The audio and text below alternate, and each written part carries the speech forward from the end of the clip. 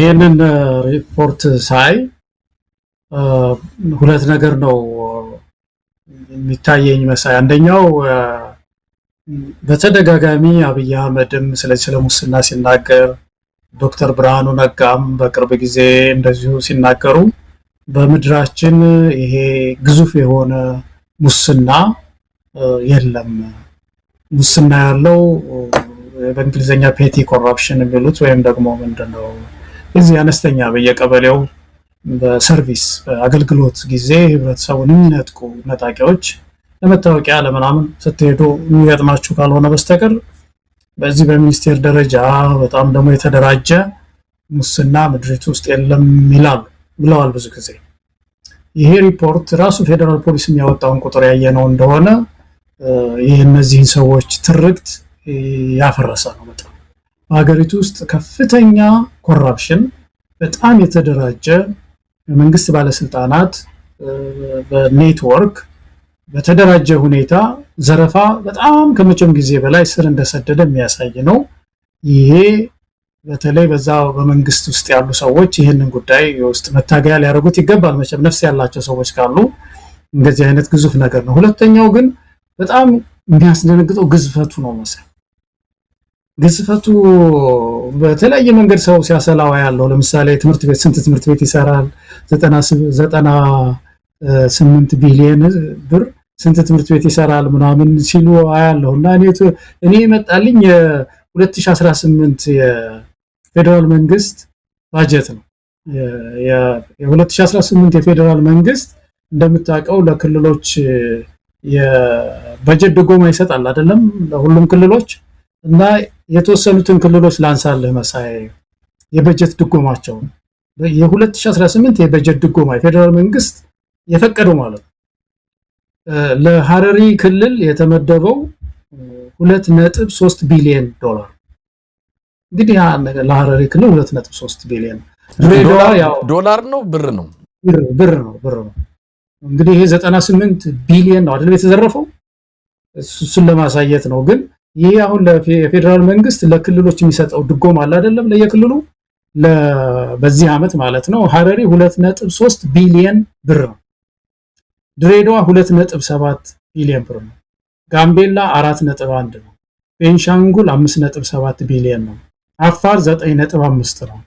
ደቡብ ምዕራብ ኢትዮጵያ 9.7 ነው። ሲዳማ 12.9 ነው። ማዕከላዊ ኢትዮጵያ 18.5 ነው። ትግራይ 18.9 ነው። 9 ክልሎች ማለት ነው። ስትደምረው የነዚህ የዘጠኝ ክልሎች ፌደራል መንግስት በጀት ድጎማ 84.3 ቢሊዮን ብር፣ የተዘረፈው 98 ቢሊዮን ብር። የዘጠኝ ክልል ከዘጠኝ ክልሎች የበጀት ድጎማ የዘለለ ነው የተዘረፈው ማለት።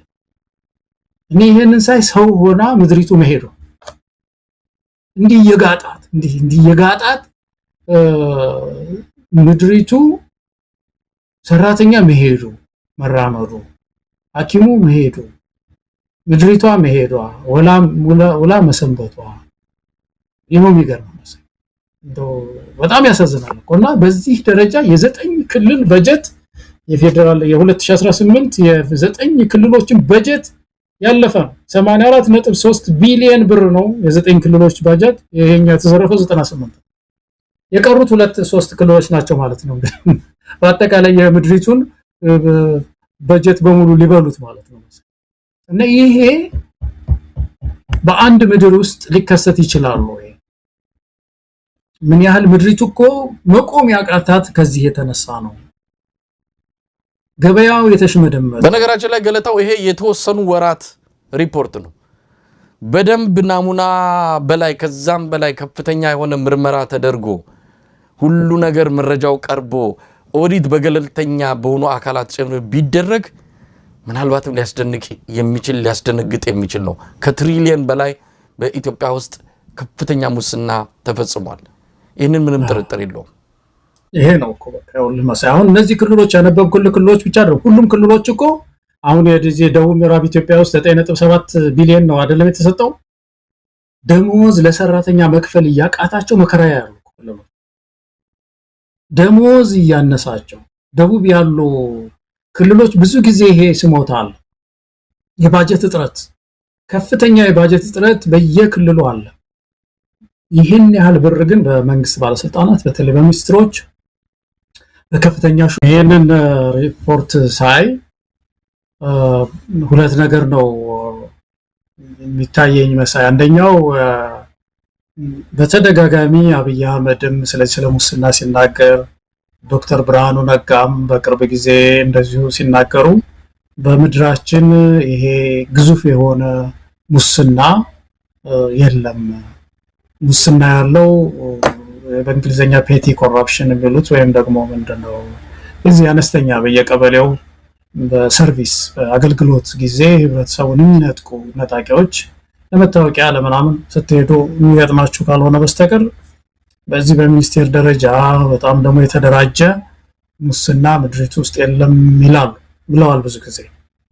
ይሄ ሪፖርት ራሱ ፌደራል ፖሊስ የሚያወጣውን ቁጥር ያየነው እንደሆነ የእነዚህን ሰዎች ትርክት ያፈረሰ ነው። በጣም በሀገሪቱ ውስጥ ከፍተኛ ኮራፕሽን በጣም የተደራጀ የመንግስት ባለስልጣናት በኔትወርክ በተደራጀ ሁኔታ ዘረፋ በጣም ከመቼም ጊዜ በላይ ስር እንደሰደደ የሚያሳይ ነው።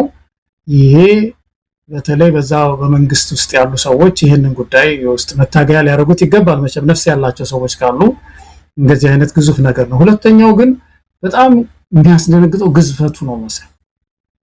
ግዝፈቱ በተለያየ መንገድ ሰው ሲያሰላው ያለው ለምሳሌ ትምህርት ቤት ስንት ትምህርት ቤት ይሰራል 98 ቢሊዮን ብር ስንት ትምህርት ቤት ይሰራል ምናምን ሲሉ አያለውና እኔ መጣልኝ የ2018 የፌደራል መንግስት ባጀት ነው። የ2018 የፌደራል መንግስት እንደምታውቀው ለክልሎች የባጀት ድጎማ ይሰጣል አይደለም ለሁሉም ክልሎች እና የተወሰኑትን ክልሎች ላንሳልህ መሳይ የባጀት ድጎማቸው የ2018 የባጀት ድጎማ የፌደራል መንግስት የፈቀደው ማለት ነው። ለሐረሪ ክልል የተመደበው 2.3 ቢሊዮን ዶላር እንግዲህ ለሐረሪ ክልል 2.3 ቢሊዮን ዶላር ነው ብር ነው እንግዲህ ይሄ 98 ቢሊዮን ነው አይደል የተዘረፈው እሱን ለማሳየት ነው። ግን ይሄ አሁን ለፌደራል መንግስት ለክልሎች የሚሰጠው ድጎማ አለ አይደለም ለየክልሉ በዚህ አመት ማለት ነው። ሐረሪ 2.3 ቢሊዮን ብር ነው። ድሬዳዋ 2.7 ቢሊዮን ብር ነው። ጋምቤላ 4.1 ነው። ቤንሻንጉል 5.7 ቢሊዮን ነው። አፋር 9.5 ነው። ደቡብ ምዕራብ ኢትዮጵያ 9.7 ነው። ሲዳማ 12.9 ነው። ማዕከላዊ ኢትዮጵያ 18.5 ነው። ትግራይ 18.9 ነው። 9 ክልሎች ማለት ነው። ስትደምረው የነዚህ የዘጠኝ ክልሎች የፌደራል መንግስት በጀት ድጎማ 84.3 ቢሊዮን ብር የተዘረፈው 98 ቢሊዮን ብር የዘጠኝ ክልል ከዘጠኝ ክልሎች የበጀት ድጎማ የዘለለ ነው የተዘረፈው። እኔ ይሄንን ሳይ ሰው ሆና ምድሪቱ መሄዱ